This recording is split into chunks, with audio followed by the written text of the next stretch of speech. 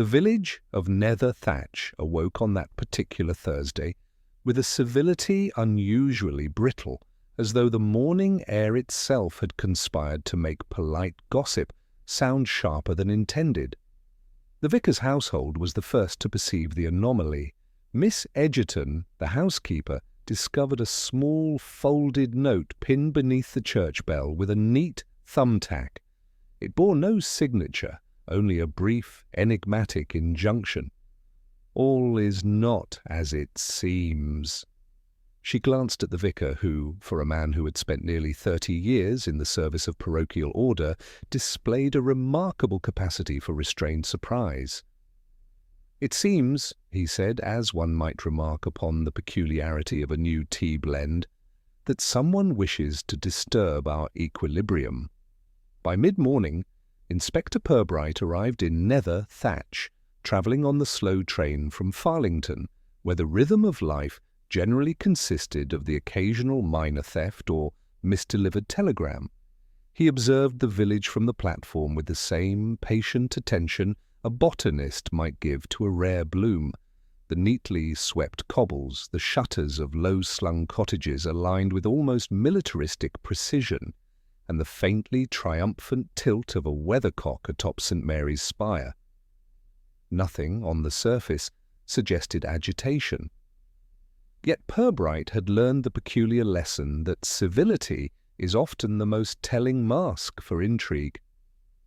At the vicarage, he was greeted with the formal warmth characteristic of Nether Thatch, handshakes carefully executed, brief and sincere, smiles that did not linger long enough to betray familiarity, and tea served with the precise arrangement of spoons, sugar tongs and cups indicative of a household used to supervising every social nuance.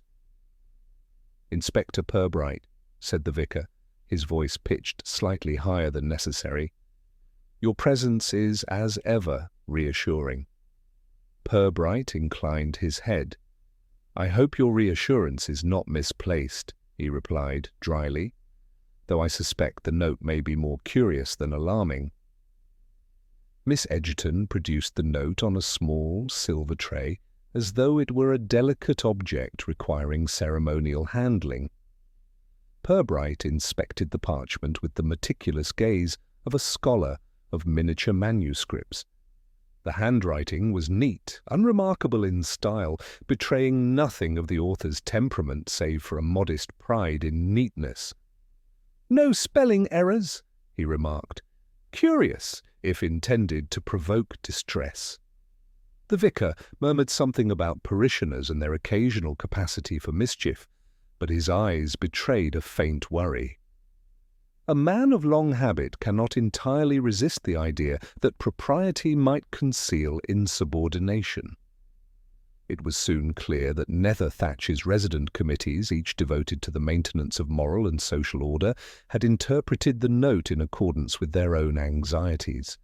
The parochial committee for church amenities convened almost immediately in the vicarage drawing-room, ostensibly to discuss routine bell maintenance, but, in practice, to assess potential breaches in decorum. Purbright listened as members offered their accounts, each statement layered with over-politeness and undercurrent resentment. Mr. Chisholm, treasurer of the committee, lamented that his careful record-keeping had been slightly overlooked, while Mrs. Fairbairn, head of the Ladies' Guild, suggested that the note might have been left by someone new in the village, perhaps inadequately acquainted with our procedures. The inspector noted with quiet amusement the subtle hierarchy in play. Miss Edgerton hovering slightly behind the vicar, the committee members seated by precedence rather than convenience, the vicar himself mediating with gentle authority. Each utterance, however trivial, revealed fissures beneath the village's polished veneer. Miss Fairbairn's complaint about pew allocation, delivered in the softest of tones, was, in effect, a lance aimed at both the vicar and Mr. Chisholm, though phrased as concern for the congregation's comfort. Purbright, concealing a smile, made mental notes of the relationships, rivalries preserved in smiles, grievances cloaked in civility, and the occasional veiled pride masquerading as self-effacement. After the committee dispersed, Purbright walked the churchyard, allowing the village's modest scenery to settle around him. Gravestones leaned at angles that suggested centuries of neglect, and the creeping ivy provided a gentle metaphor for social history clinging to every household. The inspector observed villagers crossing the green, their conversations conducted in whispers careful enough to suggest fear, yet public enough to require performance. A postmistress paused mid-step to adjust her hat, as if a slight discomfiture in appearance might account for any information accidentally overheard. By early afternoon, Purbright had made inquiries at the local inn. Mr. Tilling, the innkeeper, was a man who believed that civility and surveillance were nearly synonymous. He recounted in measured tones the presence of a stranger at last Sunday's service, a young man whose eyes were curiously attentive and whose manner was courteous to the point of self-effacement. Villagers, Mr. Tilling noted, had speculated privately about the stranger's purpose, though none dared speak openly, lest politeness be compromised. Purbright considered the description carefully, appreciating the nuance of observation. What one doesn't say often communicates more than what one does. The inspector returned to the vicarage with the late afternoon sun falling in gentle rectangles across the carpeted floor. Tea was served again, but the conversation, unlike the mornings, was quieter, more tentative. Purbright asked indirect questions about the bell's last maintenance, phrasing them as inquiries into parish procedure rather than investigation. Answers were delivered, with polite precision, each speaker careful to avoid implicating themselves or neighbours. Here, Purbright noted, was a delicate ballet of omission and hint, where reputations were more vital than truth, and silence could be as revealing as confession. Miss Egerton, in her habitual low voice, mentioned that she had seen the vicar's cat observing the bell rope from a narrow ledge in the tower. Purbright allowed a faint smile. Often, it was the innocuous observation, overlooked by everyone else, that proved most instructive. The vicar, who had been leafing through the parish ledger, murmured agreement, but the tone suggested more curiosity than apprehension. Outside, the wind stirred the budding leaves of the linden trees, a sound that in its own gentle way seemed to echo the subtle unrest within the community. By evening, Purbright retired briefly to his guest room, reviewing notes and letters, pamphlets and newsletters, each document a repository of latent tension. A faint discrepancy caught his attention, a recently circulated announcement about bell maintenance, composed in the vicar's characteristic formal style, contained an awkwardly worded paragraph regarding volunteer schedules. Nothing overt, yet the phrasing suggested oversight, or perhaps the deliberate avoidance of a particular name. He filed the observation mentally, to be revisited with the precision of a surgeon examining a minor incision. Dinner was taken in the small dining room, attended only by the vicar, Miss Egerton, and Purbright. Conversation, conducted in understated tones, skirted the note entirely, focusing instead on parish events and minor adjustments to choir arrangements. Yet, even as they spoke, the inspector detected subtle hesitation, a fleeting glance toward the bell tower window, a slight stiffening of posture at an innocuous question. Civility here functioned as both shield and barrier, obscuring intentions and concealing unease. The chapter concluded as Purbright observed the candlelight dancing along the vicarage walls with a small but meaningful detail. The note had been returned to Miss Egerton's care, yet its corner protruded ever so slightly from the tray, suggesting that someone, however politely, had lingered over it. Perhaps, he considered, it was not the note itself that demanded attention, but the response it elicited, a community delicately arranged, trembling under the weight of its own propriety, and a stranger whose presence, so politely noted, might yet disturb the fragile balance. And in that quiet, carefully measured moment, Purbright felt the first whisper of uncertainty, a sense that nether thatch, beneath its meticulous veneer, contained subtle fractures awaiting a patient observer to detect them. The morning was uncommonly bright for nether thatch, yet even the sunlight seemed hesitant as it touched the cobbled streets. Inspector Purbright, having slept with the comforting precision of one accustomed to minor mysteries, took the opportunity to observe the village at leisure before formally beginning his inquiries. The inn, small and unassuming, presented itself as a hub of observation. Patrons, though few, clustered around their cups of tea with measured gestures, speaking softly as though the mere act of conversation might disturb the invisible lattice of village propriety. Purbright's first call was upon Mr. Tilling, the innkeeper, who had already been questioned once, yet whose recollections contained the faintest traces of embellishment. "I trust you had a comfortable night, Inspector?" Tilling asked, straightening the napkin on the breakfast tray, as though it were a ceremonial act. "Quite," Purbright replied, noting the subtle, almost imperceptible twitch in Tilling's left eyebrow, a micro-expression often revealing more than the polite tone of voice. "Now, about the stranger you mentioned." Tilling leaned closer, lowering his voice just enough to suggest secret knowledge without revealing certainty. "He lingered by the choir stall, sir, examining hymnals as if he were inspecting a library catalogue."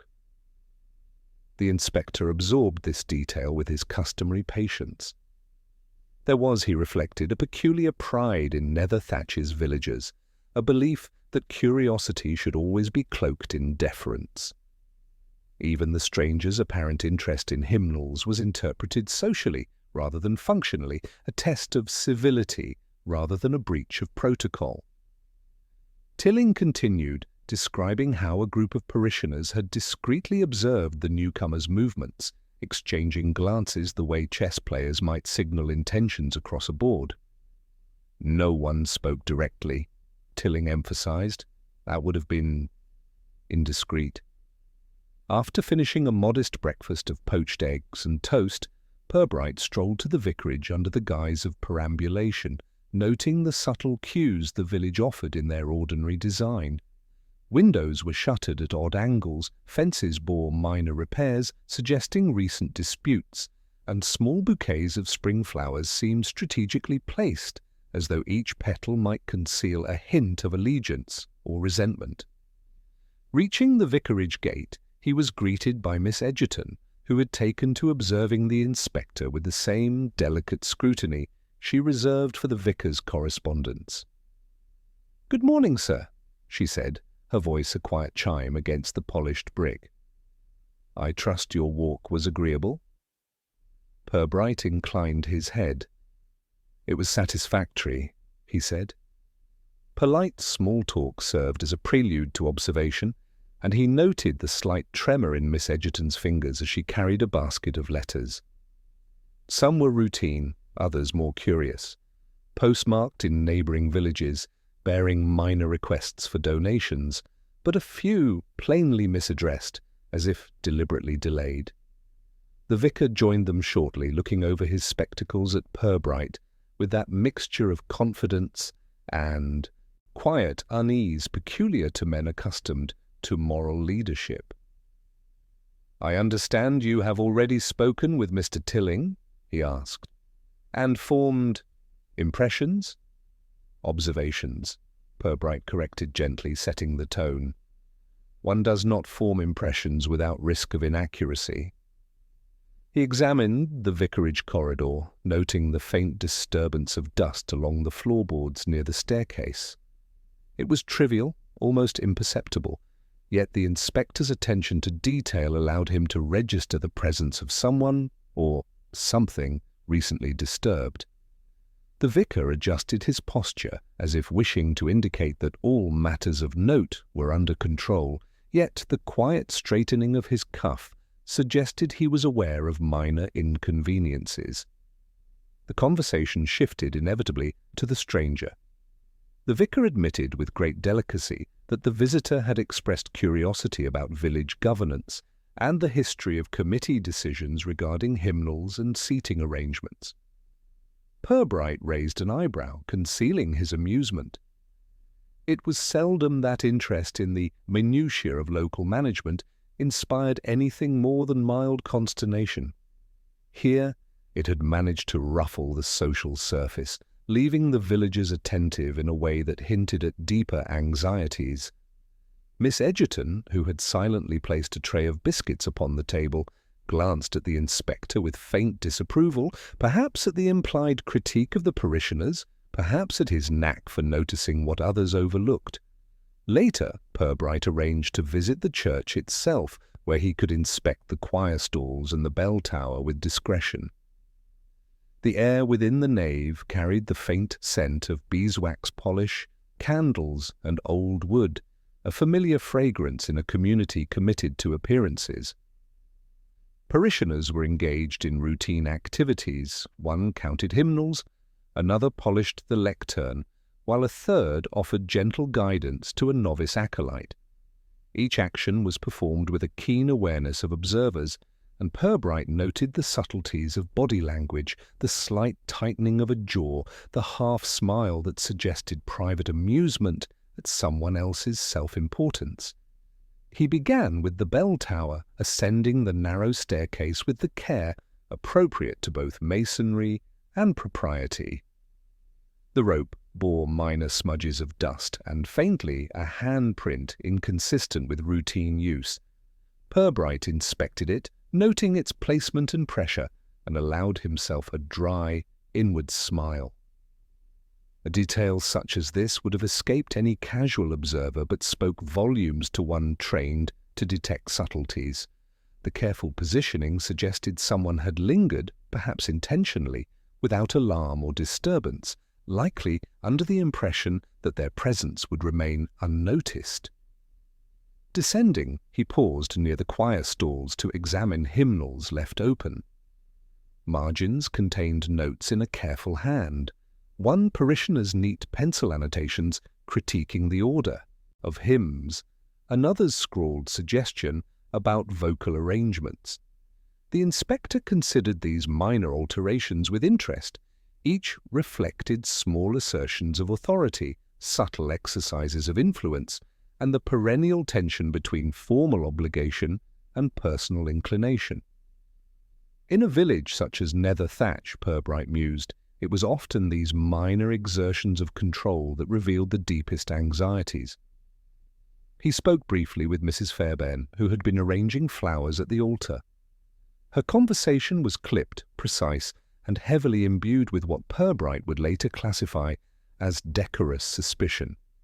She recounted the stranger's queries, emphasizing his politeness and the strange thoroughness of his questions. "He seems observant," she said carefully, as though to imply that observation alone might constitute threat. Purbright, in his customary measured way, responded that observation, when exercised discreetly, was often harmless, yet he made a note of her subtle emphasis on propriety over substance. By late afternoon, Purbright returned to the vicarage, where he reviewed the letters, notes, and minor documents collected during his morning rounds. A seemingly trivial discrepancy caught his eye. A letter from a neighbouring parish, postmarked the previous week, contained a list of bell-ringing volunteers. The schedule included a name absent from the official parish ledger, a minor anomaly that might easily have been overlooked, but which Purbright filed mentally for later comparison. It was not, he reasoned, the kind of detail that demanded immediate confrontation, but in Nether Thatch even the smallest inconsistency could serve as a catalyst for understanding the undercurrents of social tension. Dinner was served in the vicarage with the formality expected in such households, placemats perfectly aligned, cutlery polished, and conversation cautious. The vicar offered observations on parish events, noting the ordinary comings and goings of his flock with a deliberate absence of alarm. Miss Egerton, however, supplied an undercurrent of commentary in her unobtrusive way, remarking that some villagers had been rather attentive to the bell tower schedule. Purbright, as always, accepted these subtleties with patient attention, noting that the smallest phrase, spoken lightly, often carried a weight far exceeding its apparent significance. As the evening deepened, the inspector retired to his quarters, reviewing the day's observations in methodical detail. The bell tower's faint handprint, the stranger's polite scrutiny, the minor discrepancies in the volunteer list, and the hushed commentary of villagers all formed a web of subtle tension. It was a web carefully concealed beneath the trappings of civility, yet one that could not escape an observer attuned to the nuances of behavior and reputation. Before sleep, Purbright glanced from his window toward St. Mary's spire. The bell, silent now, hung, as it always had, yet he sensed an implicit message in its stillness. Netherthatch, he reflected, was a village exquisitely poised between order and unrest, where minor deviations from routine were magnified in social consequence. And though no overt act of malfeasance had yet been committed, the day's observation suggested that the community's equilibrium was delicately threatened. The final, faintly remarkable detail of the evening came from Miss Egerton, who, passing his room with a small candle, remarked without looking directly at him, "I thought the bell might be, interesting tonight." Her words were carefully measured, innocuous to the casual ear, yet their implication lingered. Someone had been in the tower, observed, and left evidence subtle enough to demand a trained eye. Purbright made a note of it, smiling quietly to himself. The true intrigue, as ever, lay in the unseen, the understated, and the socially delicate. And so the chapter ended with the inspector seated at his desk, the candlelight flickering over neat stacks of letters and notes, and a silent question taking root in his mind. Not who might act, but who might think, and what the village, in its admirable adherence to propriety, might choose to conceal. The morning air in Netherthatch carried a mild sharpness, as though even the atmosphere felt compelled to maintain the village's reputation for orderly civility. Inspector Purbright, rising with a careful sense of purpose, spent the first hour walking the churchyard before breakfast, his attention drawn not only to gravestones and ivy-clad walls, but to the subtle arrangements of minor domestic details visible from the path. Laundry hung on lines in geometrical precision, garden gates stood at exact right angles, and windows were all uniformly clean, a tacit affirmation that in Netherthatch appearances were as strictly maintained as morals. He approached the vicarage with a measured step, noting that Miss Egerton already stood by the gate, her posture erect, hands clasped as if to signal that she had the situation well in hand. "Good morning, sir," she said, in her customary soft tone, yet with a firmness that implied quiet authority. "The bell tower has been observed again." Purbright inclined his head, not entirely surprised. Observation, he knew, was the currency of Netherthatch, and each layer of scrutiny revealed the village's anxious investment in its own propriety.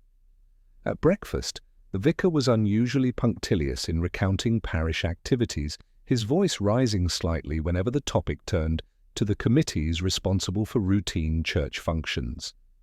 Purbright noted the subtle shifts in tone. Mr. Chisholm, the treasurer, had been absent from the vestry meeting last week, and the vicar's careful wording suggested more than casual omission. It implied unspoken censure. Mrs. Fairbairn, meanwhile, commented on the choir's diligence, her phraseology so delicately chosen that it was impossible to discern whether she was praising or reproving. Purbright, as always, listened to the rhythm of civility, detecting the silent undercurrents in what was formerly polite conversation. After breakfast, Purbright requested a visit to the church itself, explaining that the tower and its surroundings might warrant closer inspection. He was accompanied somewhat reluctantly by Mr. Tilling, the innkeeper, whose knowledge of local movement was said to rival that of the postmistress. The interior of the church, lit by the pale morning sun, seemed tranquil, almost deliberately innocuous, yet to Purbright it was a stage upon which subtle intrigues played out daily. Choir members arranged hymnals with precise attention, glancing occasionally toward the tower staircase, aware that the inspector's eyes missed nothing. Ascending the narrow stairway to the bell chamber, Purbright observed, first of all, the rope. Its surface bore the faint impression of a handprint, not recent, but carefully preserved, a residue of presence that was neither hurried nor clumsy. He noted the placement, the direction, and the smudge of dust, considering it in relation to parish records of scheduled maintenance. None of the volunteers listed were absent on the relevant days, a minor inconsistency he filed away as suggestive but not conclusive. The bell chamber itself was unremarkable in its architecture: stone walls, worn floorboards, and a faint mustiness typical of spaces long unventilated. Yet Purbright's eye caught the subtle signs of attention: a small scuff near the rope's base, a faint indentation on the floor where an object had been briefly rested. He allowed himself a dry, inward smile. These tiny markers of human presence were far more instructive than dramatic gestures. They indicated purpose, deliberation, and an understanding of oversight. Descending, Purbright encountered Mrs. Fairbairn, who had lingered near the choir stalls, ostensibly arranging hymnals. She greeted him with her usual courtesy, but betrayed a slight tension in the lift of her eyebrows. "I trust your inspection is, satisfactory?" she asked. Purbright inclined his head. "Merely preliminary," he replied, his voice level and unhurried. He watched the subtle tightening of her fingers around a hymnal, the faint pause before she answered. A delicate signal that she had noticed some irregularity in the tower's activity, or perhaps in her own observations of it. In the nave, Purbright reviewed the placement of hymnals and choir assignments. Margins contained penciled notes from various parishioners, the selection of particular verses, the timing of entries, the order of solos. These were minor corrections, ostensibly trivial, yet the careful phrasing and handwriting styles spoke of influence and social positioning. One annotation, for instance, suggested a rearrangement of choir members, accompanied by a parenthetical remark, "for propriety's sake." Purbright recognized the subtle interplay of authority and etiquette. No command had been issued, yet social pressure had produced compliance. A small committee of parishioners arrived shortly thereafter, convening quietly in the vestry to discuss minor organizational matters. Purbright observed from the doorway, noting the choreography of interaction. Mr. Chisholm seated at the head, yet deferring to Mrs. Fairbairn on every vocal point. Younger parishioners speaking softly, careful to couch observations in deferential phrasing, and the vicar himself mediating with a gentle firmness. Every exchange revealed an intricate balance of influence, rivalry, and obligation, all maintained beneath the village's carefully curated civility. Mid-morning brought a minor interruption in the form of letters delivered by Miss Egerton. Purbright took the opportunity to examine the correspondence, which included missives from neighbouring villages and the occasional anonymous note. One letter, lightly folded and without address, contained observations about bell-ringing schedules and committee attendance that differed subtly from the official record. It was innocuous on the surface, but raised questions about oversight, omission, and perhaps deliberate concealment. Purbright noted the discrepancy in his ledger, marking it for later consideration. Over tea, conversation naturally returned to the stranger whose presence had stirred the village. Mr. Tilling spoke in careful terms, noting the young man's attentiveness and politeness, yet hinting at unease in his very thorough questioning. He asked about our pew allocations, Tilling said, his voice lowered, and about the committee's decisions on choir participation. Mrs. Fairbairn added, in her clipped, precise manner, that it was unusual for outsiders to concern themselves with such minutiae. Purbright's response was measured. He inquired indirectly whether such curiosity could provoke tension. The villagers, of course, reassured themselves through polite denials, though their expressions suggested otherwise. Later, Purbright revisited the bell tower, alone this time, walking the stone floorboards with deliberate slowness. He examined the rope, the platform, and the landing, noting the interplay of dust, handprints, and minor scuffs. His mind, methodical as ever, catalogued the possibilities: volunteer oversight, the stranger's potential involvement, or the subtle interventions of a parishioner exercising discretion outside official duties. No single act indicated malice, yet the cumulative evidence suggested deliberate attention, careful enough to avoid detection, yet visible to an observer with patience. Returning to the nave, Purbright spent several minutes observing parishioners engaged in routine tidying and minor tasks. The interactions were polite but suggestive. Glances that lingered too long, whispered comments carried just beyond earshot, and the occasional small act of correction, moving a hymnal, straightening a cushion, executed with precise awareness of social hierarchies. Even the act of minor attention, he noted, was capable of producing anxiety, subtle suspicion, and restrained competition.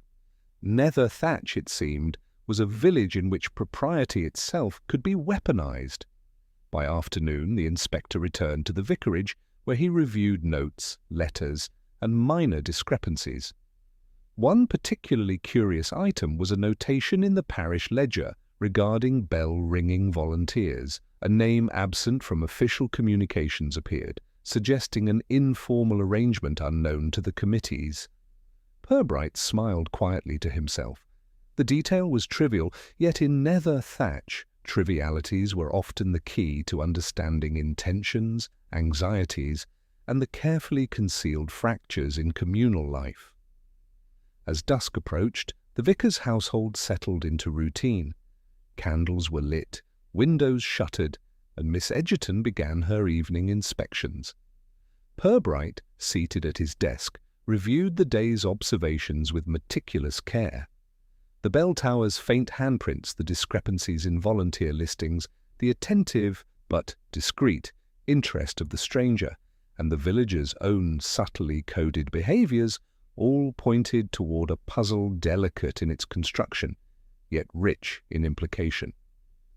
The final quiet moment came as Miss Edgerton paused in his doorway, holding a small envelope, which she handed to him without a word. Its contents were minimal, a scrap of paper noting a minor adjustment to the choir schedule, yet written in the precise, controlled handwriting of an individual who had observed more than they admitted. Purbright examined it with an almost imperceptible nod. The gesture, the choice of words, and the careful discretion suggested more than clerical diligence. It indicated awareness, intervention, and perhaps the faintest trace of concealment. And so the day concluded, with the inspector seated in quiet reflection. Nether Thatch remained outwardly serene, the bell silent and orderly. Yet beneath the surface, subtle tensions shifted like currents beneath still water. Every gesture, every phrase, every overlooked detail contributed to a tapestry of social anxiety, reputational care, and moral vigilance. And in that slow, deliberate scrutiny, Purbright sensed a new question forming, quiet but persistent. Who among the villagers had moved with intention today, and for what silent purpose? Nether Thatch presented an air of deliberate normalcy on the morning of Purbright's fourth day in residence. The sun rose in a manner almost ceremonial, touching roof tiles and shutters with a careful, impartial brightness. Yet the inspector, as he strolled past the vicarage garden and along the cobbled main street, noted with mild amusement how civility could never entirely conceal the restless tremors of social anxiety. Children on their way to school maintained an unnatural straightness in posture, and even the stray cat moved with a precise awareness of observation, as if all beings within the village had internalized the expectation of scrutiny. Purbright arrived at the vicarage to find Miss Egerton engaged in her habitual pre-breakfast inspection of letters and parcels. Her movements were quiet but deliberate, hands gliding over envelopes with the practiced care of a librarian handling rare manuscripts. "Inspector," she said, glancing over her spectacles, "several letters appear to have been misdelivered yesterday. I have set them aside for your review." Purbright inclined his head with understated approval. The misdelivered letters might easily have seemed trivial, yet in nether thatch even the smallest deviation from routine could illuminate subtle fissures in social behaviour. The vicar joined them shortly after, bringing with him a faint scent of early morning dew and polished leather. "I trust your observations yesterday were illuminating," he said, with the mildest tension in his voice. Purbright responded with careful neutrality. "Illuminating, perhaps, in the sense that one might appreciate the architecture of minor anxieties," he said. The vicar nodded gravely, aware that in this village understatement could conceal a full measure of apprehension. Over breakfast, the conversation, while polite, contained undercurrents of tension. Mr. Chisholm's absence from yesterday's meeting, nominally excused due to minor indisposition, had not gone unnoticed, and Mrs. Fairbairn, seated with the composure of a chess player surveying the board, offered an account of choir rehearsal that hinted at discrepancies without overt accusation. Purbright, ever attentive to tone and posture, observed how every word was balanced to preserve civility, while subtly probing the boundaries of propriety. After breakfast, Purbright requested an examination of the parish correspondence. Miss Egerton handed him a small bundle of letters, notes, and newsletters, each carefully folded and neatly stacked. Some were routine communications, others contained observations or suggestions regarding parish events, and a few of greater interest were clearly intended to circulate discreetly among selected committee members. Purbright noted the occasional phrase that suggested deliberate ambiguity. A compliment subtly doubling as a reproach, a request for information phrased in the form of casual curiosity. He began with a letter from the neighbouring parish, innocuous in appearance, but containing annotations in faint pencil. One note indicated the absence of a particular volunteer from a recent bell-ringing session, a detail seemingly minor, yet inconsistent with the official roster. Another note contained a subtle reference to the stranger who had attended the previous Sunday's service. "Polite, yet precise," Purbright murmured under his breath. The letter suggested observation not intended for the public record, and the inspector filed it mentally as a thread to follow. Later, he walked the churchyard with Mr. Tilling, who provided further context regarding villagers' attentiveness. "They noticed him," Tilling said softly, gesturing toward the bell tower. "Not directly, oh no, but in glances, in questions asked, just loud enough to be overheard. One learns a great deal from what is not said." Purbright agreed, reflecting on the subtle mechanisms of Netherthatch's social control. Surveillance embedded in civility, censure cloaked in concern, and a communal anxiety expertly coded into everyday speech and action. The morning passed without incident, and Purbright spent the late hours examining the bell tower from a distance. A ladder rested inconspicuously near the base, though not in the exact position recorded in maintenance logs. He noted faint impressions in the dust at the landing and the subtle alignment of scuffs on the floorboards. Each small indication suggested deliberate attention, an awareness of observation, and a care to avoid immediate detection. The inspector's attention to these minor details, handprints, scuffs, misaligned furniture, revealed as much about social intent as any overt act might have done. Returning to the vicarage, Purbright reviewed the committee's correspondence in the drawing-room. The letters and newsletters, each stamped and dated with meticulous care, formed a tapestry of social manoeuvring. References to recent improvements or minor adjustments in committee notes masked personal pride, concealed petty resentments, or quietly asserted authority. Purbright noted how each carefully chosen word, each underlined syllable, suggested a silent competition for influence, an ongoing game of reputational negotiation beneath the polished surface of civility. At mid-afternoon, the vicar suggested a brief tea in the garden. Committee members arrived, their movements precise, their smiles carefully measured. Each person spoke politely, yet Purbright observed minor hesitations and verbal qualifiers revealing silent judgments. Mrs. Fairbairn, discussing flower arrangements, emphasized the importance of propriety while simultaneously questioning the vicar's decision-making in a tone of subdued reproach. Mr. Chisholm adjusted his spectacles frequently, a sign of discomfort thinly veiled by habitual courtesy. Purbright's subtle amusement at these exchanges was concealed by his customary impassivity. Miss Egerton, serving tea with careful precision, mentioned in passing that a letter had arrived during the morning, intended for private circulation among committee members. Purbright examined it.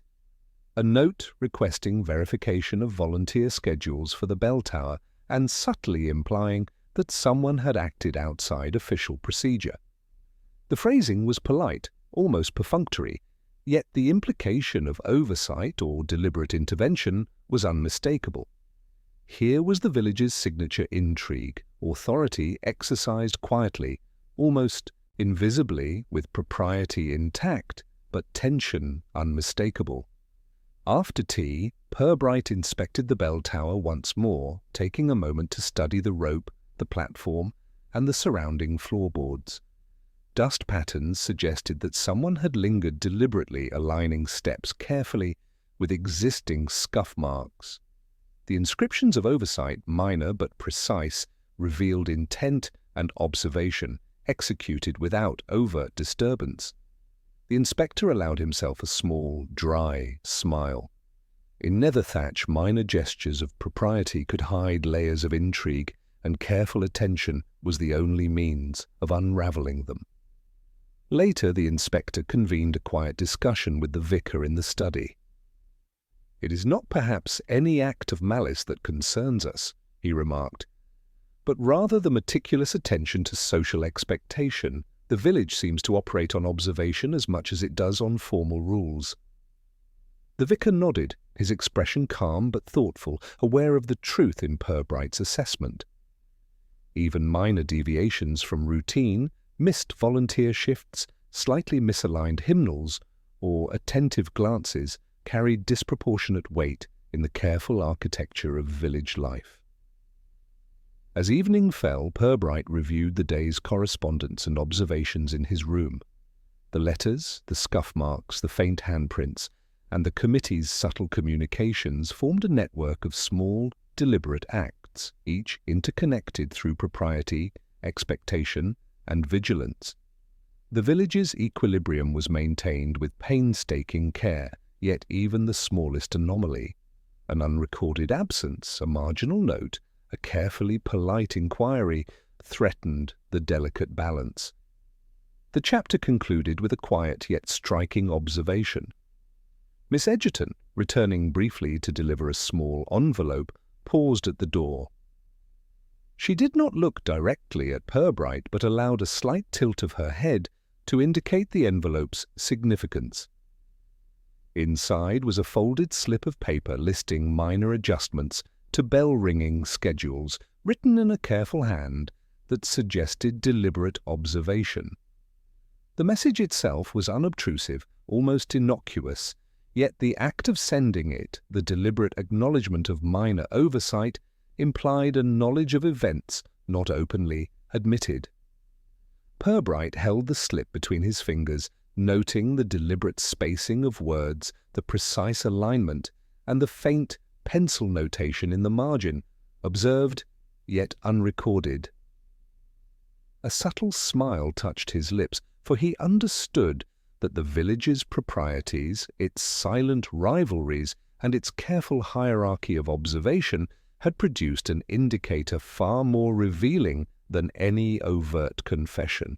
Nether thatch was outwardly serene, yet beneath its polished surface, social currents moved with deliberate stealth. And in that quiet moment, as candlelight flickered across his desk, Purbright realized that the day had yielded its first definitive clue. Not of wrongdoing, but of observation, intention, and the meticulously concealed activity of a village intent on maintaining appearances. Who had watched and why remained unspoken, but the evidence now existed in plain sight for the patient and discerning observer. The morning arrived with the usual quiet efficiency of nether thatch, yet even the most ordinary sights carried subtle signs of tension. Smoke rose from chimneys in straight, deliberate plumes, suggesting households attended with meticulous care, while the sound of footsteps across the cobbled streets seemed unusually measured, as if each passerby feared disrupting the village's delicate equilibrium. Inspector Purbright, walking toward the vicarage, observed these details with the patience of one accustomed to discerning social currents hidden beneath an outward calm. At the vicarage, Miss Edgerton greeted him with her customary combination of soft courtesy and imperceptible scrutiny. "Good morning, sir," she said, adjusting the arrangement of letters on the hall table. Her movements were precise, almost ceremonial, and Purbright noted the subtle straightening of her back as though she were bracing against some unseen impropriety. The vicar arrived shortly thereafter, his expression carefully neutral, though a slight crease in his brow hinted at minor concern over the ongoing intrigue surrounding the bell tower and its observers. Breakfast was served with attentive civility. Mr. Chisholm arrived punctually, yet the habitual stiffness in his handshake suggested lingering unease from previous meetings. Mrs. Fairbairn, seated with exacting posture, remarked casually on the choir's recent rehearsals. Her phrasing, though polite, carried an edge of scrutiny. "The choir has been exemplary, though I observed some inconsistencies in posture yesterday." Purbright noted the implied admonishment. The phrasing was carefully measured to preserve decorum while drawing attention to perceived inadequacies. Following breakfast, Purbright requested a private gathering of the parish committee, ostensibly to discuss minor administrative matters. The vicar, Mr. Chisholm, Mrs. Fairbairn, and two lesser-known committee members were present. Each person assumed a position according to long-standing social hierarchies, and Purbright observed the choreography of seating, glances, and gestures with mild amusement. Even in trivial conversation, he understood, nether thatch villagers were masters of subtle signalling. A raised eyebrow, a delayed response, a measured cough could convey disapproval as effectively as any blunt statement. Purbright's questions began gently, focusing on procedural matters concerning the bell tower. "Could you clarify who attended maintenance sessions last month?" he asked, his tone even, almost conversational. The committee responded in kind, recounting attendance with polite precision. Yet discrepancies appeared almost immediately. Mr. Chisholm omitted one volunteer's presence. Mrs. Fairbairn referenced the same absence obliquely, attributing it to a minor scheduling oversight. Purbright's dry inward smile acknowledged the dance. Politeness here served as both shield and veil, concealing minor tensions while exposing them to a discerning observer. A small pile of correspondence was introduced, letters passed between members with understated ceremony. Purbright examined each envelope, noting slight irregularities, postmarks inconsistent with stated dispatch dates, annotations in pencil suggesting observation, and subtle corrections in phrasing indicative of multiple layers of scrutiny. He read a note intended to adjust bell-ringing duties. Its tone was formally courteous, yet the phrasing, "It has come to my attention that adjustments may be necessary," carried the unmistakable implication of oversight and gentle reproach. In Nether Thatch, he reflected, civility was never devoid of judgment. The discussion turned naturally to the stranger whose recent attendance at the service had unsettled the village, though no one acknowledged him outright. Mrs. Fairbairn commented lightly on the choir's responsiveness, allowing the stranger's inquiries to be referenced indirectly. "It is most unusual for a visitor to express interest in the ordering of hymns," she said, eyes briefly flicking toward the vicar. Mr. Chisholm adjusted his spectacles, adding a perfunctory observation that everyone agreed the newcomer's behaviour had been polite yet precise. Purbright observed the careful balance, information communicated without accusation, concern expressed without overt alarm. During a short interlude, Purbright spoke with the vicar privately. "It seems," he said softly, "that much of what we are observing may pertain less to the stranger himself than to the village's reaction to him." The vicar inclined his head, understanding the implication. Nether Thatch, he admitted, had always maintained its equilibrium with careful adherence to routine, and any disruption, however minor, elicited disproportionate attention. Purbright, with his characteristic dry wit, allowed the observation to stand without comment, recognizing that civility often masks the most revealing motives. Afterward, Purbright conducted a discreet review of the bell tower, accompanied by Mr. Tilling. The inspector traced the rope, examining its wear patterns, faint smudges, and minor scuff marks on the floor. Each imperfection suggested human presence, handled with deliberate care. Purbright allowed himself a quiet reflection on the subtlety of Nether Thatch's intrigues. It was rarely the overt act that revealed intention, but the unnoticed gesture, the slight deviation from routine, the inconspicuous correction of a small oversight. Mr. Tilling, observing in silence, appeared to understand without being told, his expressions restrained by habitual politeness. Returning to the vicarage, Purbright spent several hours analysing the morning's correspondence and committee notes. Patterns emerged, names appearing in unexpected sequences, annotations suggesting minor interventions, and subtle contradictions between oral testimony and written record. None of the discrepancies were dramatic, each was easily rationalized. Yet when examined cumulatively, they suggested an underlying network of observation, influence, and carefully mediated control. Nether Thatch, he reflected, was a village where propriety itself served as a conduit for social power. At mid-afternoon, tea was served in the garden. Committee members arrived promptly, each adhering to their socially prescribed roles. Conversation was polite, with interruptions few and measured.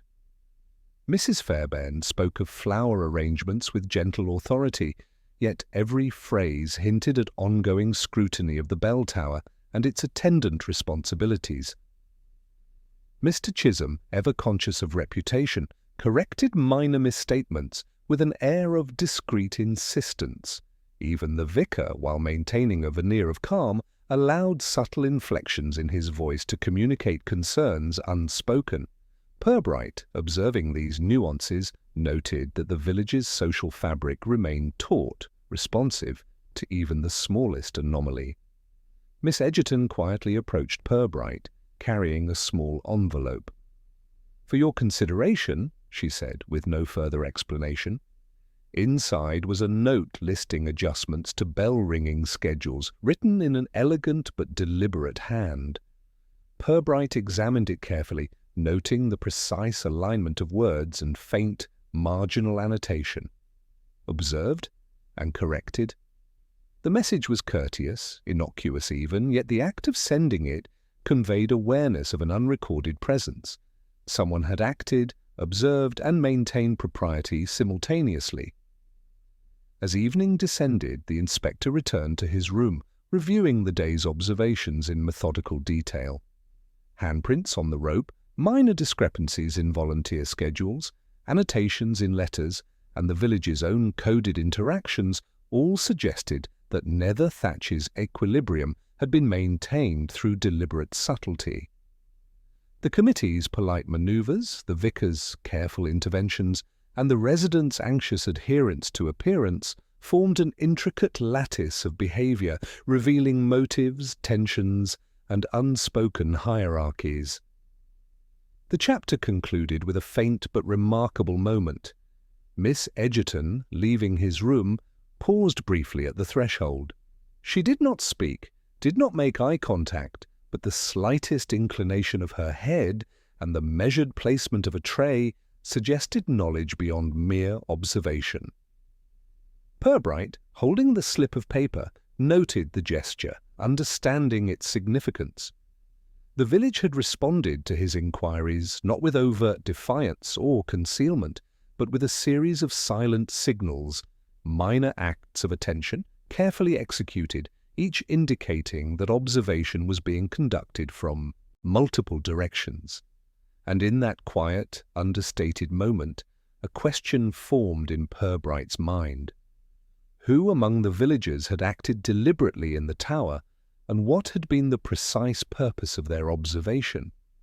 The answer was not yet apparent, yet the subtle signals suggested a path forward, a thread of intent woven carefully into the fabric of Nether Thatch's civility, awaiting patient unravelling. The morning sun in Nether Thatch revealed the village in its habitual pose of ordered civility, though Inspector Purbright, walking through the narrow streets, could detect beneath the surface a faint ripple of unease. Even the pigeons, strutting along the cobbles, appeared to pause longer than necessary, as if aware of the village's vigilant gaze. Purbright, accustomed to such subtle social tremors, noted them with quiet satisfaction. Minor perturbations often presaged more consequential revelations. Miss Egerton awaited him at the vicarage gate, holding a small notebook in her gloved hands. "Good morning, sir," she said, her tone both courteous and faintly weighty, as though the notebook contained more than routine matters. Purbright inclined his head. The very posture, the careful alignment of the gloves and the deliberate weight of the object suggested awareness, attention, and the quiet exercise of authority. It was, he reflected, the village's manner of speaking without words. At breakfast, the vicar exhibited a slight tension, subtly communicated through the careful folding of the napkin and the deliberate placement of utensils. Conversation, as usual, remained polite, yet Purbright discerned the slight hesitations, the measured pauses before agreement or rebuttal, and the unspoken calculations behind each phrase. Mr. Chisholm, seated at his usual place, adjusted his spectacles with meticulous regularity, signalling his readiness to contribute observations without seeming to dominate. Mrs. Fairbairn's remarks were similarly layered, presenting courteous guidance while implying attention to lapses or inconsistencies in procedure. Purbright began the day's inquiries by requesting access to the parish ledger and volunteer records. He perused the entries, noting a faint discrepancy in the attendance record of bell-ringing sessions. One name, absent from official annotations, had appeared in the ledger's margin, penciled in lightly. Such a detail was easily dismissed by the unobservant, yet to Purbright it represented the subtle workings of oversight, perhaps deliberate, perhaps inadvertent. He filed the observation mentally, aware that Nether Thatch operated on a lattice of minor interventions and indirect communication. A knock at the vicarage door signalled the arrival of a visiting parishioner, Mrs. Hollingworth, who had recently expressed interest in minor renovations to the choir seating. She greeted Purbright with restrained warmth, her gloved hands folded neatly. Conversation unfolded with careful politeness, each participant weighing the appropriateness of every phrase. Mrs. Hollingworth's subtle glances toward the bell tower suggested curiosity, if not concern. Purbright noted the manner of her inquiry, indirect, courteous, and carefully calculated to avoid revealing excessive interest. The visitors' social choreography mirrored that of the permanent residents, revealing an underlying village rule: interest must never disrupt civility. After the visitor departed, Purbright requested to inspect the bell tower once more. Ascending the narrow staircase, he observed faint traces of dust displacement, handprints, and slight impressions in the floorboards. Each marker suggested deliberate attention, careful presence, minor intervention, and avoidance of overt disturbance. He examined the rope, noting a faint line of smudge, indicative of a hand recently withdrawn, with precision. In nether thatch, even the smallest act of contact could communicate intention without overt declaration. Descending, he paused near the choir stalls. Hymnals had been reordered, marginal notes corrected, and small adjustments made to seating arrangements. Purbright's attention lingered on a pencil notation. As observed, not to be recorded. The phrase implied deliberate action under the guise of propriety, a quiet assertion of control cloaked in the language of routine.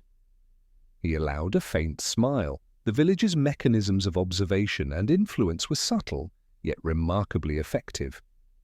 By mid-morning, Purbright convened a discussion with the vicar, Mr. Chisholm, and Mrs. Fairbairn.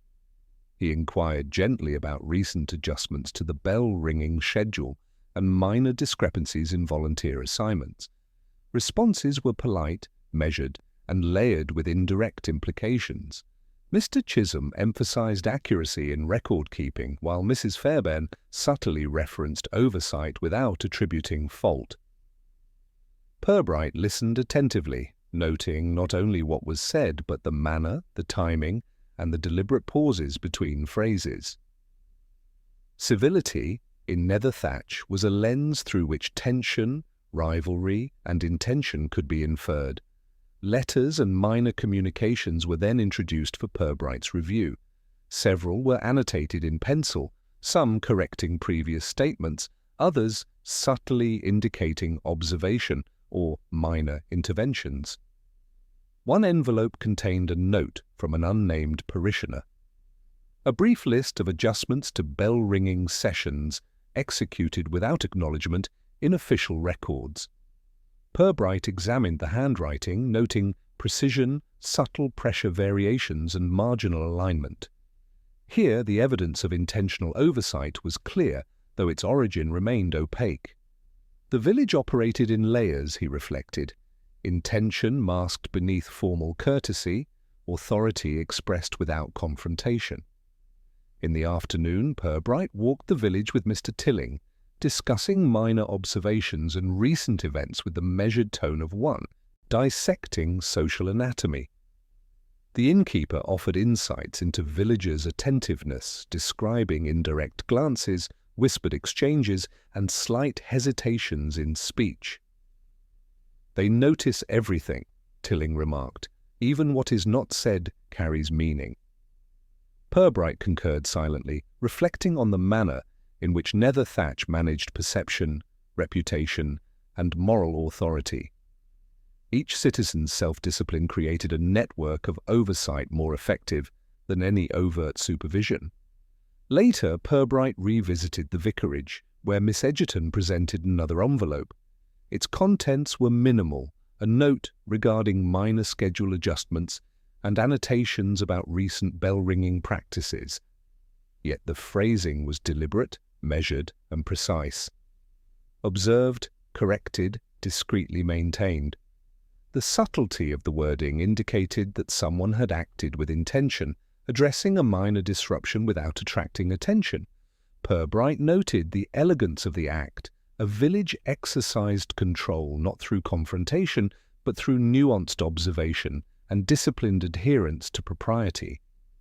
As dusk fell, the inspector reviewed the day's details: handprints on the rope, subtle shifts in floorboards, marginal annotations in hymnals, and the layers of observation embedded in letters and schedules.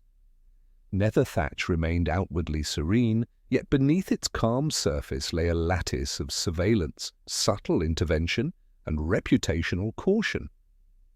The committee's manoeuvres, the vicar's guidance, and the villagers' careful adherence to expectation formed a delicate equilibrium maintained through observation and social acuity. The chapter closed with a quiet, telling gesture. Miss Egerton, leaving Purbright's room, paused at the threshold and inclined her head slightly, indicating more than the delivery of an envelope. Her gesture suggested knowledge, awareness, and perhaps subtle complicity in the maintenance of village propriety. Purbright, holding the slip of paper with marginal annotations, considered the implication. The observer, though discreet, was present, vigilant, and engaged. Nether Thatch's social machinery was active, precise, and quietly assertive, and the question of who directed these small interventions lingered in his mind. And in that subdued, candlelit moment, Purbright realized that the day had provided both clarity and new uncertainty. The village's equilibrium was maintained not only by adherence to rules, but by deliberate observation and controlled intervention. Someone had acted, someone had noticed, and someone had ensured propriety prevailed. The inspector, with quiet satisfaction, recorded the subtle but meaningful clue, not an act of overt wrongdoing, but the precise management of observation, intention, and social expectation. The final reflection rested lightly on his thoughts. Who had exercised the deliberate, measured oversight, and for what purpose? Nether Thatch, outwardly tranquil, concealed its network of subtle interventions, and Purbright understood that unravelling the strands would require patience, attentiveness, and an appreciation for the village's quiet mastery of civility as a form of authority. The answer, he knew, would emerge not from dramatic revelation, but from the accumulation of minor, precisely executed gestures, each weighted with social significance. The morning light in Nether Thatch carried an almost formal coolness, brushing the rooftops and cobblestones with impartial attention. Inspector Purbright, as he walked along the main street, noted the habitual precision of domestic activity. Shutters aligned at consistent angles, small gardens arranged in geometric care, and hedges clipped to exacting standards. Each detail was minor in itself, yet together they formed a lattice of propriety that constrained both movement and expression. Even the street cat, which purred in a patch of sun, seemed to move with deliberate attention to observers. Purbright arrived at the vicarage to find Miss Egerton already in quiet occupation of the hall, cataloguing letters and parcels with her usual meticulous care. "Good morning, sir," she said, placing a neatly folded bundle before him. Her voice, gentle and measured, carried an implicit authority.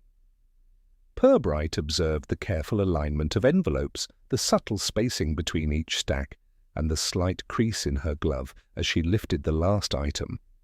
It was a performance of discipline and discretion, characteristic of Nether Thatch itself. Breakfast passed with the usual equilibrium of politeness and restrained tension. Mr. Chisholm, seated with mechanical precision, recited recent committee updates in tones calibrated to avoid both overstatement and omission. Mrs. Fairbairn offered remarks on the choir's punctuality and attentiveness, phrasing her observations so that they might be taken as praise, while simultaneously intimating minor dissatisfaction. The vicar, moving with the quiet dignity of a man accustomed to managing moral expectations, interjected softly when necessary, reinforcing propriety with the least exertion of authority.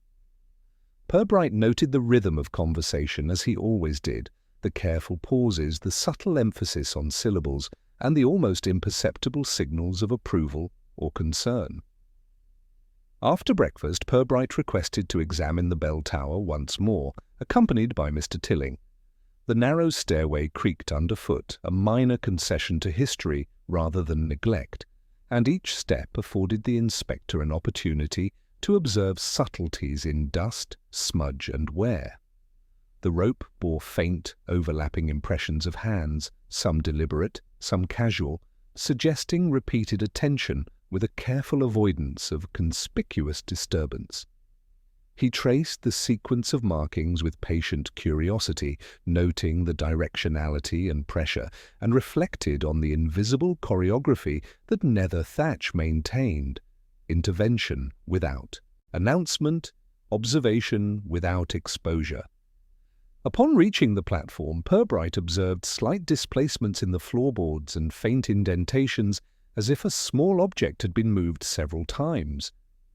He allowed himself a quiet smile. The village communicated its intentions not through overt action, but through subtle, controlled gestures. A ledger notation in the margin of a hymnal, a pencil mark correcting a seating arrangement, the precise alignment of hymnals, all indicated participation, oversight, and quiet assertion of authority. Descending, Purbright paused at the choir stalls to speak with Mrs. Fairbairn, who was arranging hymnals with careful attention. She greeted him with her usual blend of courtesy and unspoken scrutiny. "The arrangements seem in order, Inspector," she said, her tone neutral. Yet he detected the faint tension in her hands as she aligned the books. Purbright replied with mild amusement. "Perfection, after all, is a social construct." Her lips twitched in the smallest acknowledgement of humour, and she returned to her task, aware that her subtle signals had been noted. By mid-morning, Purbright convened the parish committee for a discreet discussion of recent adjustments to bell-ringing schedules. The vicar, Mr. Chisholm, Mrs. Fairbairn, and 2 junior committee members assembled with impeccable timing. Seating arrangements were unremarkable but deliberate, seniority and influence subtly conveyed by chair placement and posture. Purbright began with indirect questions regarding volunteer attendance, phrasing inquiries as matters of administrative curiosity rather than oversight.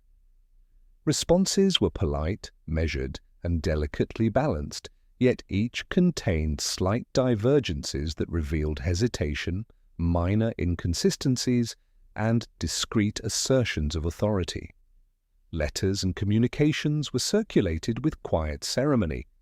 Purbright examined annotations in pencil, noting subtle corrections to prior statements, and carefully coded observations regarding the stranger who had attended the church service.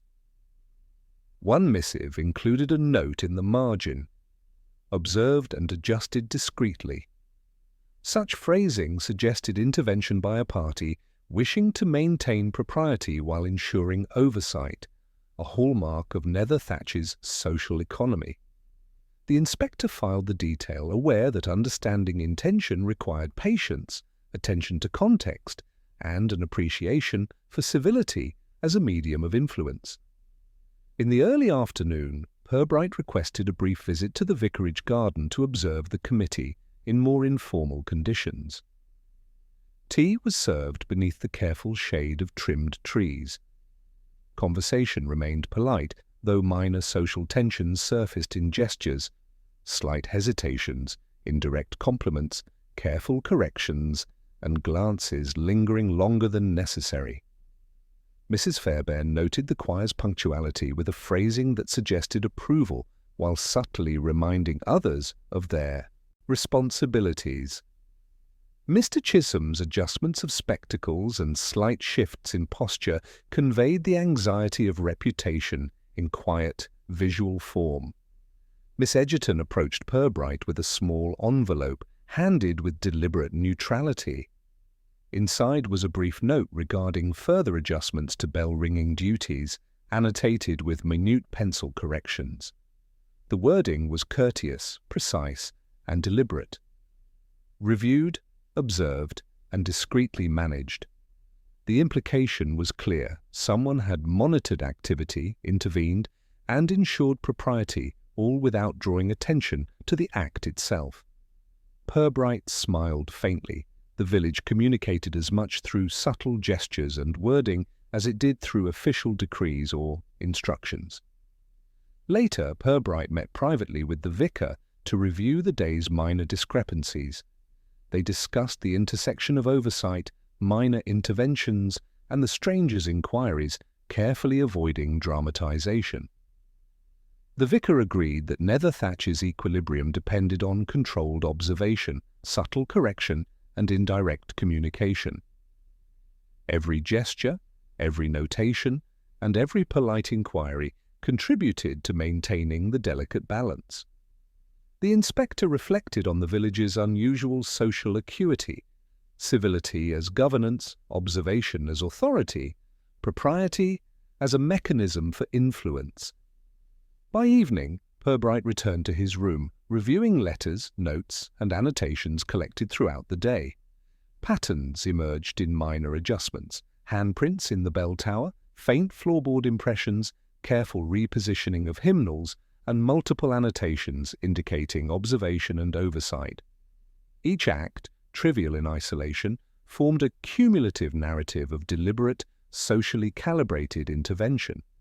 Netherthatch's citizens, Purbright noted, were simultaneously actors and observers, executing control with precision and subtlety. The chapter's final moment arrived with Miss Edgerton's quiet visit. She paused at the doorway, placing a small envelope on Purbright's desk, then inclined her head slightly and withdrew without comment. Inside, the note detailed minor corrections to bell-ringing assignments, along with a marginal annotation in carefully controlled handwriting. Attention given, discretion observed. Purbright recognized the significance. The village's oversight was active, intentional, and subtly articulated.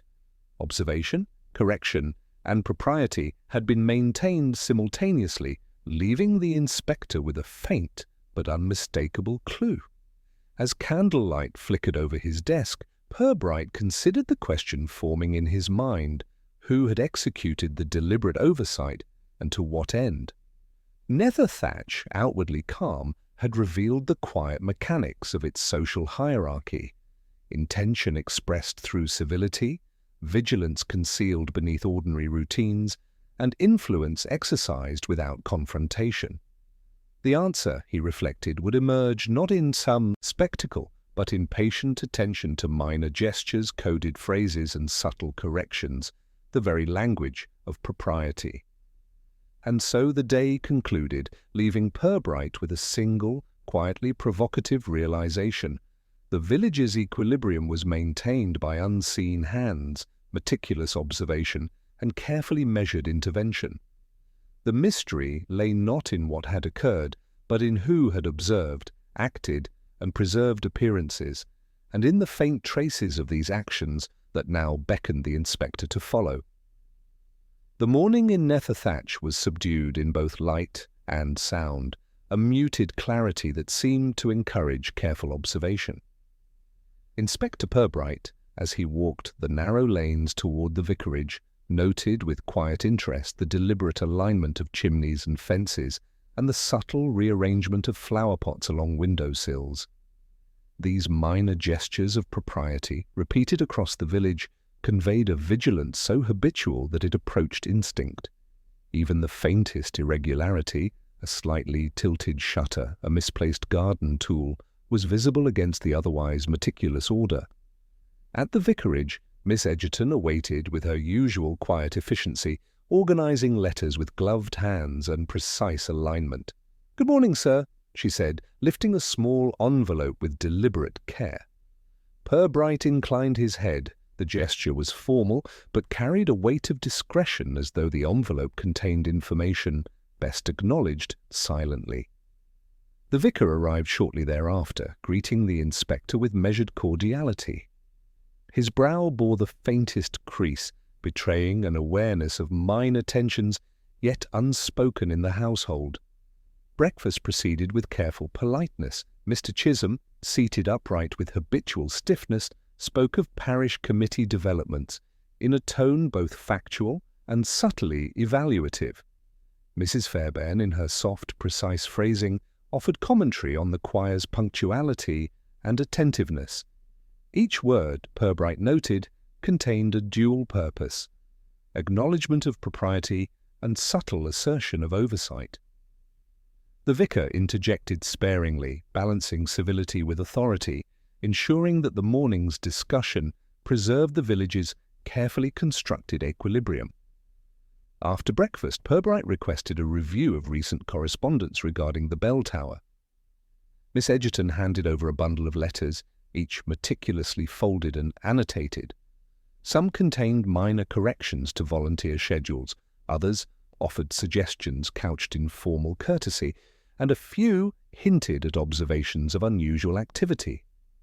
One letter, in particular, referenced the presence of the stranger in church, phrased in the most polite terms.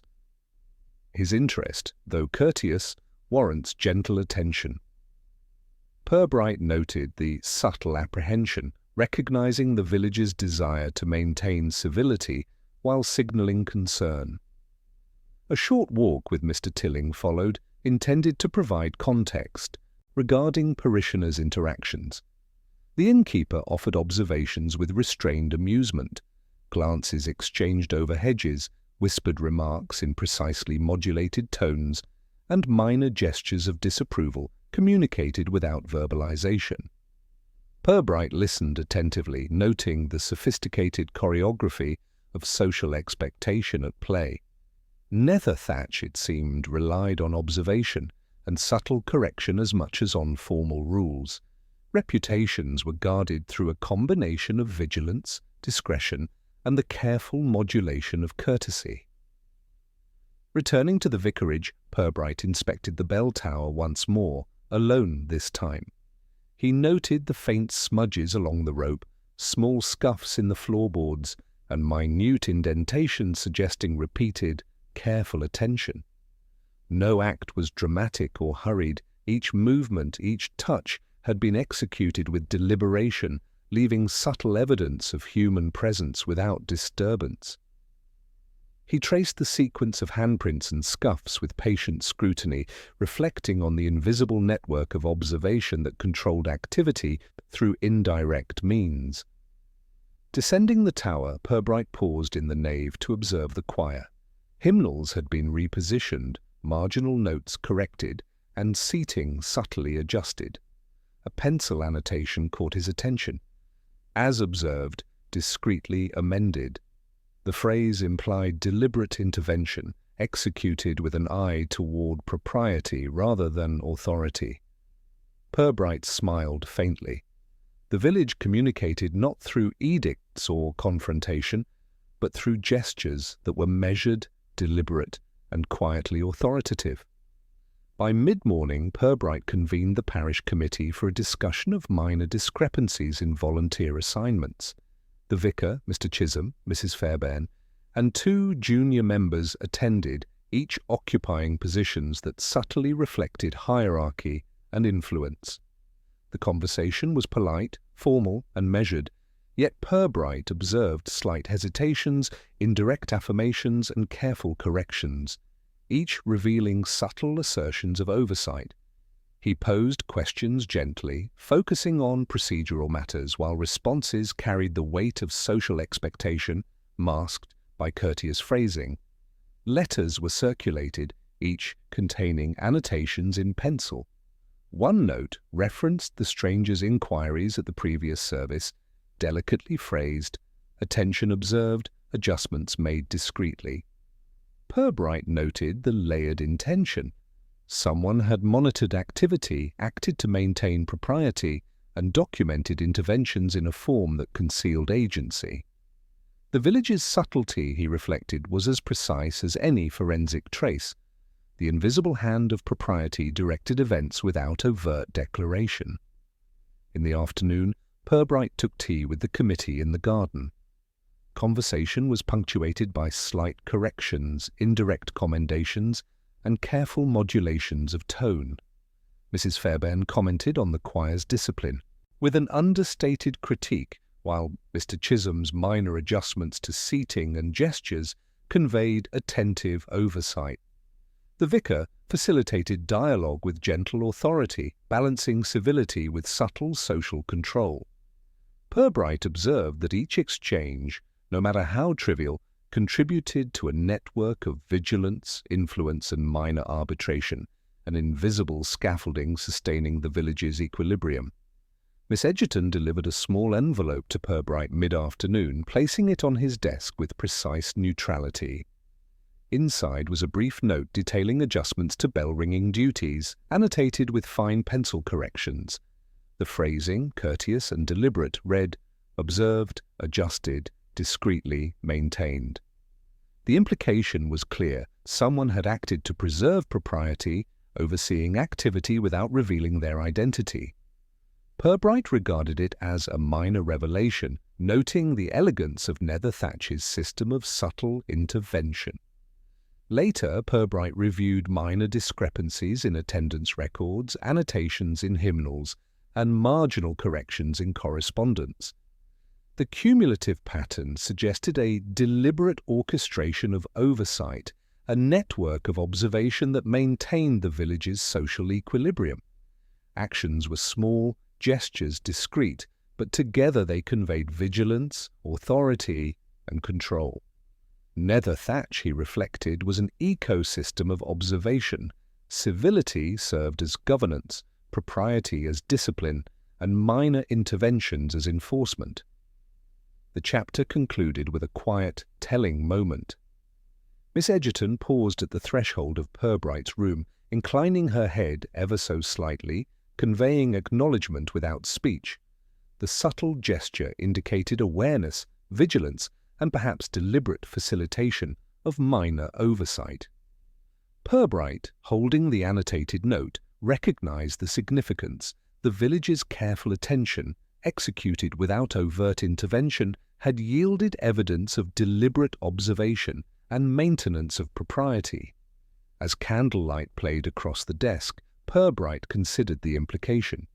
Someone had acted, someone had observed, and someone had ensured the village's equilibrium persisted. The precise identity of the observer remained uncertain, yet the act itself revealed intention and subtle authority. Netherthatch, outwardly tranquil, had once again demonstrated the efficacy of civility as a mechanism of social control. The inspector's reflection lingered on the single, quietly provocative question. Who had performed these deliberate, measured interventions, and for what purpose? The village's equilibrium was maintained not by overt power or coercion, but through subtle observation, minor correction, and the careful choreography of social expectation.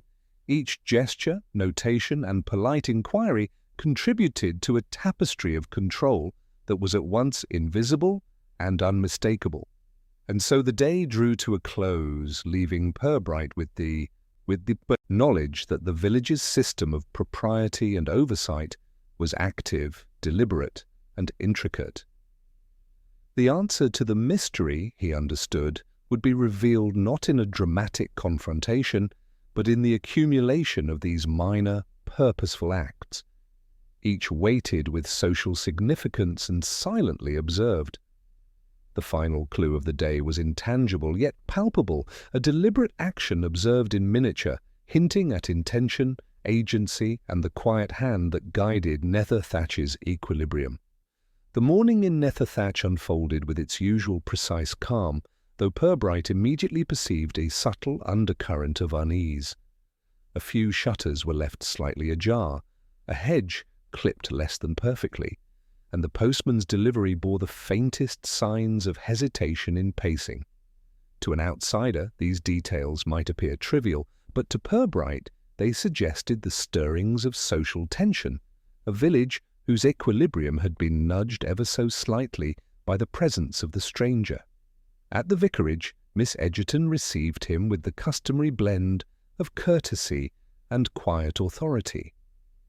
She held a small bundle of letters arranged with meticulous attention to alignment and spacing. "Good morning, sir," she said, placing them before him with a precision that implied both care and discretion. The inspector noted the slight crease at the edge of her glove, a minor indicator of conscious control, and inclined his head in acknowledgement. The vicar arrived shortly thereafter with a polite nod and an air of measured neutrality, though a slight tightening of the jaw betrayed his awareness of delicate village dynamics. Breakfast proceeded in the usual formal rhythm, Mr. Chisholm reported on parish committee business with a voice calibrated to convey diligence without presumption. Mrs. Fairbairn, seated with careful posture, offered commentary on recent choir attendance, phrasing her observations as compliments tinged with gentle admonishment. The vicar facilitated dialogue sparingly, interjecting only to clarify ambiguities, his calm demeanour a stabilizing presence. Purbright, observing each motion, glance, and vocal inflection, recognized the subtle interplay of authority, caution, and social expectation that defined Nether Thatch.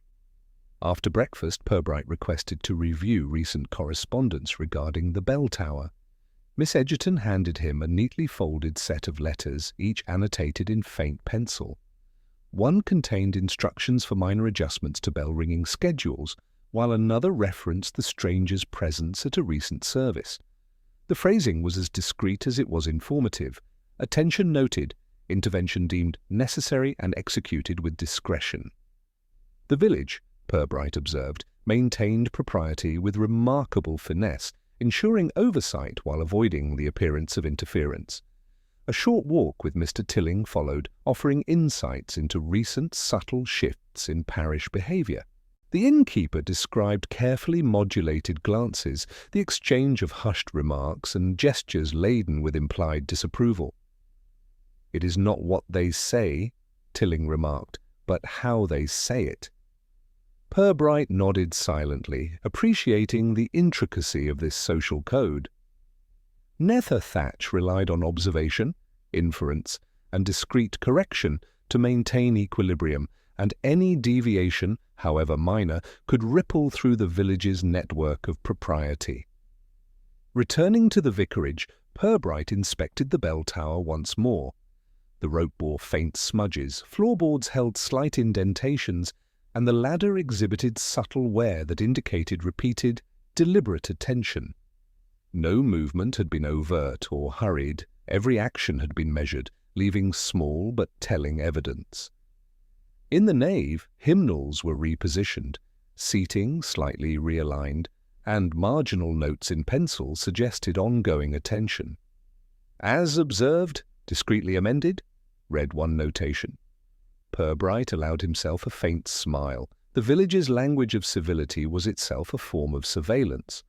By mid-morning, Purbright convened the parish committee to discuss minor discrepancies in volunteer assignments.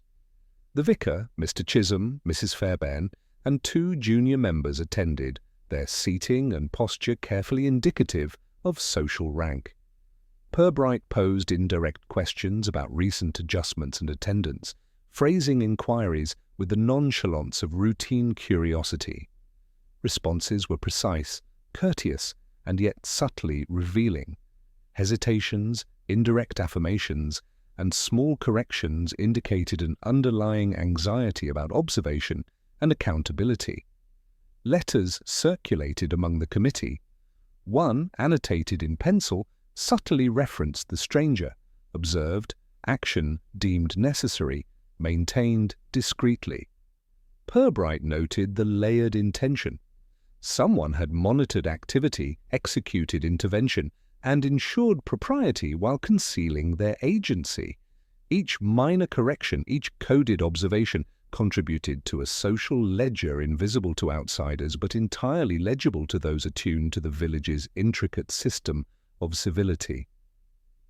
In the early afternoon, tea was served in the garden. Conversation remained formal, yet carried subtle tension. Mrs. Fairbairn commented on choir discipline with gentle authority, her phrasing simultaneously praising and reminding of expectations. Mr. Chisholm adjusted his spectacles with repeated care, his posture hinting at unease. The vicar balanced civility with quiet oversight, guiding discussion while maintaining neutrality. Purbright observed the choreography. Gestures, glances, and tones worked in concert to enforce propriety, maintain reputation, and convey subtle admonitions without direct confrontation. Miss Egerton delivered a small envelope to Purbright, placing it on his desk with precise neutrality. Inside was a note detailing minor adjustments to bell-ringing duties, annotated with meticulous pencil. Corrections. The phrasing read, observed, corrected, discretion preserved. The implication was unmistakable. Deliberate observation had occurred, minor intervention executed, and social balance preserved. Purbright recognized the elegance of these acts. Surveillance, correction, and propriety intertwined seamlessly, leaving evidence without revealing the actor. Later, Purbright reviewed discrepancies in attendance records and marginal notes. Patterns emerged, repeated annotations, small corrections, and subtle indications of oversight suggested a deliberate orchestration of observation. Netherthatch's citizens had maintained their equilibrium not through overt authority, but through vigilance, discretion, and subtle intervention. Each minor act contributed to a collective maintenance of social propriety, and Purbright understood the significance of the invisible yet palpable latticework of influence. The chapter's turning point arrived quietly. During a casual exchange in the garden, Mr. Chisholm, with the slightest hesitation, referred to an adjustment in volunteer scheduling that had not been formally recorded. His eyes flickered toward Mrs. Fairbairn, who nodded almost imperceptibly. Purbright, noting the exchange, perceived a subtle divergence from routine transparency. Here was evidence of action taken without formal acknowledgement, a deviation from procedural propriety carefully cloaked in civility. The small, almost imperceptible coordination suggested intentional concealment, hinting at underlying motives previously obscured by decorum. As dusk fell, Purbright returned to his room to review the day's minor observations. Marginal annotations, floorboard impressions, and subtle gestures all pointed toward deliberate intervention. Yet the identity of the actor, or actors, remained obscured by the veneer of civility. Netherthatch, outwardly serene, had revealed a small fracture in its social choreography, a silent deviation suggesting both collaboration and concealment. The inspector recognized that the village's meticulous observance of propriety could now conceal purposefully hidden action rather than merely regulate minor misbehavior. The chapter closed with a quiet, revealing gesture. Miss Egerton paused at the doorway, inclining her head slightly, acknowledging both the envelope she had delivered and the unspoken dynamics she had observed throughout the day. Her discretion, vigilance, and subtle involvement indicated knowledge of more than routine adjustments. Purbright, holding the annotated note, reflected that the village's carefully maintained equilibrium had been intentionally manipulated, if only in small, precise increments. And so, as candlelight flickered across the desk, a new question emerged. Who had coordinated the minor, unrecorded adjustment in scheduling, and to what end? The village's civility and propriety, it seemed, were no longer purely protective mechanisms. They were instruments capable of subtle influence and deliberate concealment. Purbright understood that unraveling this layer of intention would require attentive observation of gesture, notation, and interaction, with patience as essential as scrutiny. The answer lay not in spectacle, but in the accumulation of small, purposeful acts that quietly altered the village's equilibrium. The morning air in Netherthatch carried a rare sense of stillness, as though the village itself were holding its breath. Inspector Purbright walked the familiar lanes with measured steps, noting the quiet regularity of shutters, neatly trimmed hedges, and the faint glimmer of dew on cobblestones. Yet beneath the habitual order there was a subtle tension, perceptible only to a trained observer. Villagers moving with slightly more deliberation, glances lingering longer than necessary, and small deviations in routine carefully corrected within sight, but not comment. At the vicarage, Miss Egerton greeted him with her usual understated courtesy, holding a slim bundle of letters and annotated notes.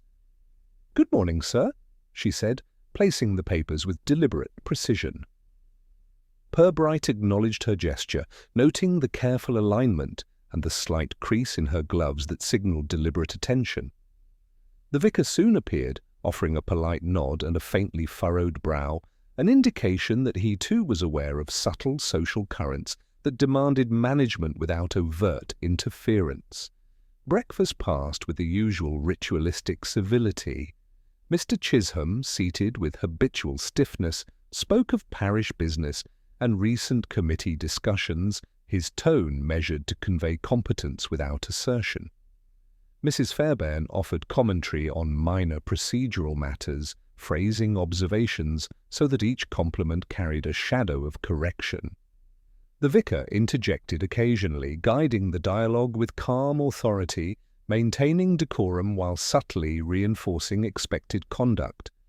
Purbright, noting the interplay of glance, gesture and tone, recognized once more the intricate lattice of observation and discretion that underpinned the village's equilibrium. Following breakfast, Purbright requested to examine the bell tower one final time.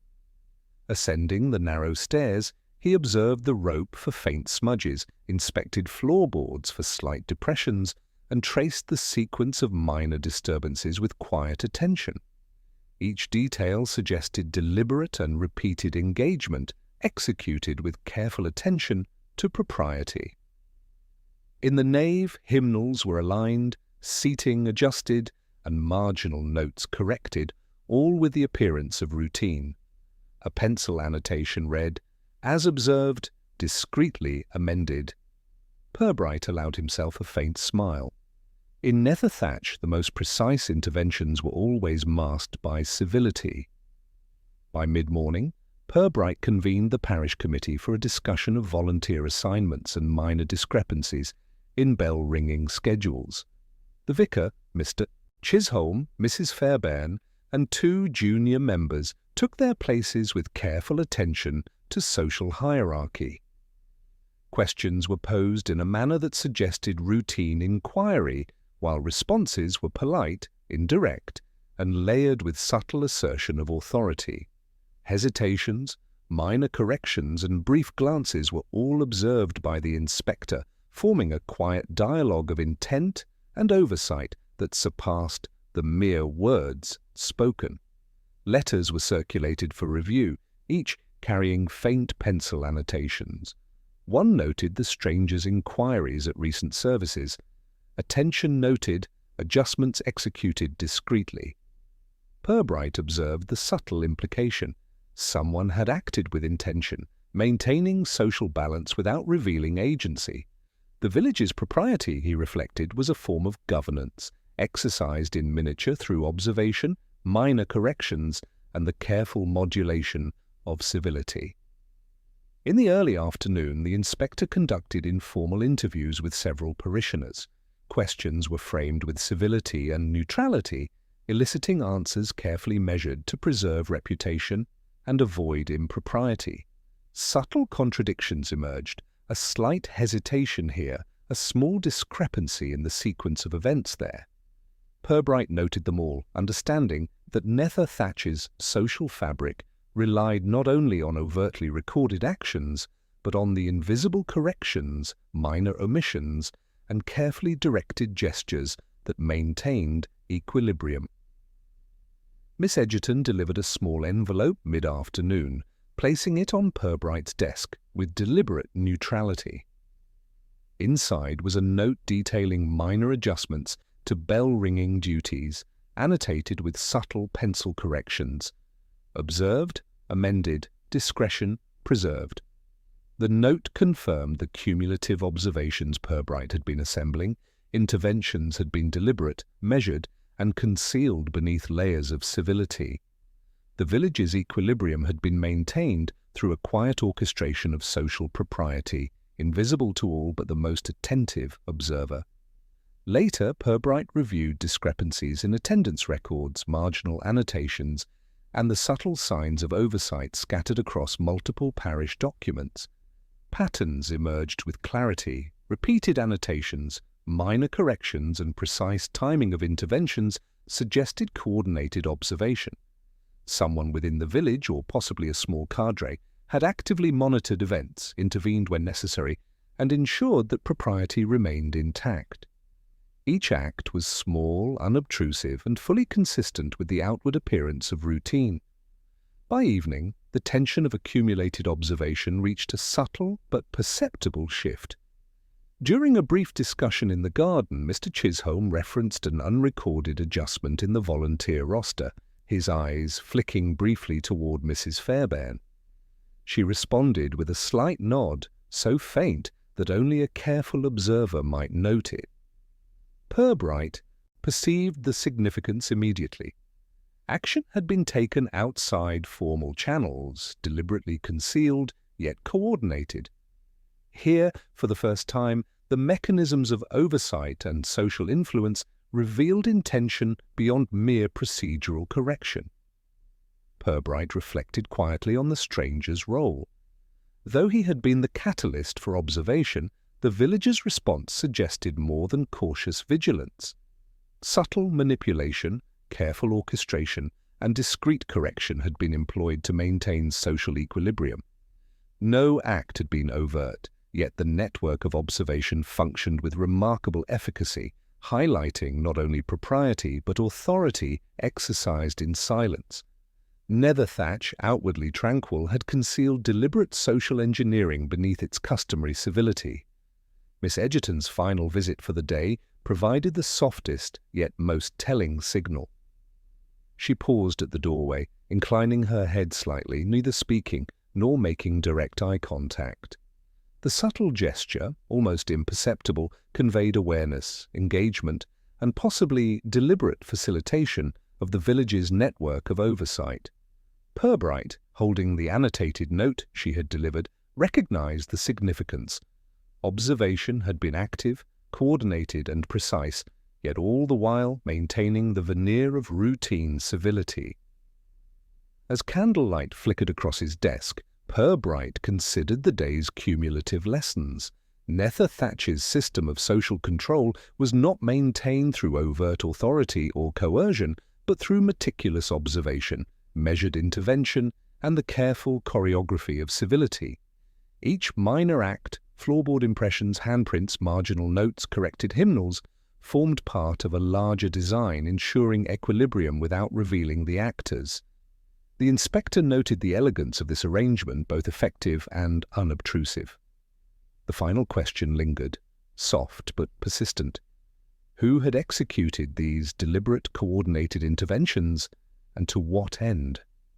The answer, Purbright understood, lay not in confrontation or revelation, but in patient attention to gesture, notation, and interaction. The village's social fabric, carefully maintained through subtle influence and disciplined propriety, had concealed both observation and intervention, producing a network of oversight so refined that only a perceptive observer could trace its movements.